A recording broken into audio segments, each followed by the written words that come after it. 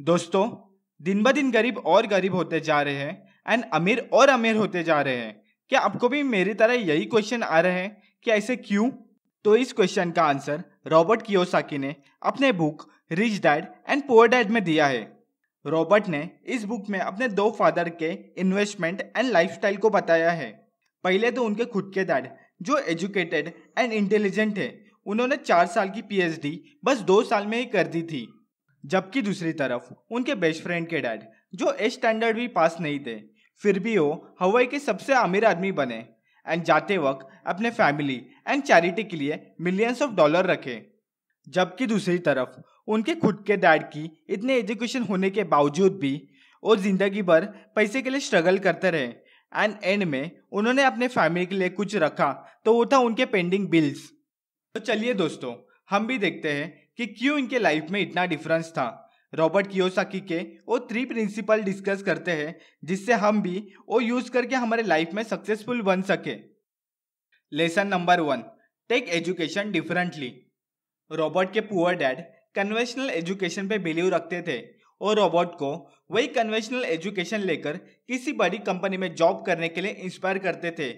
वही दूसरी तरफ रॉबर्ट के रिच डैड भी एजुकेशन पे बिलीव रखते थे, बट वो रॉबर्ट को ऐसे एजुकेशन लेने के लिए इंस्पायर करते थे जिससे वो खुद का कोई बिजनेस स्टार्ट कर सके एंड लोगों को एम्पावर कर सके। क्योंकि रॉबर्ट ने अपने दोनों फादर के लाइफस्टाइल को बहुत अच्छे से देखा था और बहुत अच्छे से जानते थे कि किसी और के ड्रीम्स को पूरा करने के लिए काम करने में एंड अपने ड्रीम्स के लिए काम करने में क्या डिफरेंस होता है। जब भी रॉबर्ट को कोई नई महंगी चीज चाहिए होती थी तो उनके पुअर डैड बोलते थे कि रॉबर्ट, हम इस चीज को अफोर्ड नहीं कर सकते, तुम इस बारे में भूल जाओ। वही दूसरी तरफ उनके रिच डैड बोलते थे कि रॉबर्ट, अभी तो हम इस चीज को अफोर्ड नहीं कर सकते, बट तुम सोचो कि हम इस चीज को कैसे अफोर्ड कर सकते हैं। सो आपकी एजुकेशन ऐसी होनी चाहिए जिसे यूज करके अब आपका खुद का कोई बिजनेस स्टार्ट कर सके एंड अपने फैमिली के सारे ड्रीम पूरे कर सके। Lesson number 2, work for your dreams not for others. Middle class लोग हमेशा दूसरों के लिए ही काम करते हैं। पहले तो वो अपने एम्प्लॉयर के लिए काम करते हैं, बाद में अपने पेचेक में से बड़ा सा हिस्सा टैक्स में देकर गवर्नमेंट के लिए काम करते हैं एंड लास्ट में अपने लोन का इंटरेस्ट देकर बैंक के लिए काम करते हैं। वही दूसरी तरफ रिच लोग कभी पैसे के लिए काम नहीं करते, बल्कि पैसे उनके लिए काम करते हैं। वो हमेशा अपने ड्रीम्स को पूरा करने के लिए काम करते हैं, ना कि चंद पैसों के लिए किसी और के ड्रीम्स को पूरा करने के लिए। एक्चुअली मिडिल क्लास लोग फियर एंड ग्रीड के बीच में फंसे रहते हैं। वो कहीं पुअर ना हो जाए इस डर से और अपने एम्प्लॉयर के लिए हार्डवर्क करते हैं एंड अपनी सैलरी बढ़ने का वेट करते रहते हैं। वही दूसरी तरफ रिच लोग अपना टाइम एंड पैसे खुद में इन्वेस्ट करते हैं। वो उनके मनी एंड टाइम को ऐसे स्पेंड करते हैं जिससे उनके पैसे और पैसे बनाए। सो अभी इंपॉर्टेंट क्वेश्चन ये आता है कि how to spend your money and time जिससे कभी ना कभी हम भी रिच बन सके। Lesson number 3, rich invest in asset, poor invest in liabilities. अगर सिंपल लैंग्वेज में समझा जाए तो एसेट वो चीज़ है जो आपके जेब में पैसे डाले एंड लायबिलिटी वो चीज़ें हैं जो आपके जेब से पैसे निकाले। सपोज मेरे पास एक कार है, अगर मैंने उसे किसी को चलाने के लिए रेंट पे दी है एंड उससे मुझे मंथली पैसे आ रहे हैं तो मेरी एक एसेट है। बट अगर मैंने वो मेरे पर्सनल यूज़ के लिए रखी है तो वो मेरी लायबिलिटीज़ में आती है, क्योंकि उसके मंथली फ्यूल एंड मेंटेनेंस के लिए मेरे जेब से पैसे जा रहे हैं। अगर हम पुअर लोगों का कैश फ्लो देखें तो कुछ इस तरह से होता है। जैसे उनकी सैलरी होती है, उनके सारे पैसे उनके एक्सपेंसेस में खर्च कर देते हैं। वो कभी उन चीज़ों में इन्वेस्ट नहीं करते जो चीज़ें उनको लॉन्ग टर्म में और पैसे बना के दे।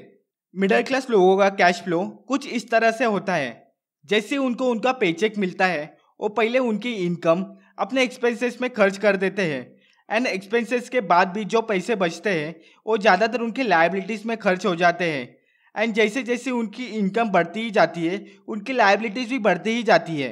जैसे कि कोई नई कार, महंगा फ़ोन खरीदना जिसकी monthly EMI, fuel and maintenance के लिए हमारे जेब से पैसे जाए।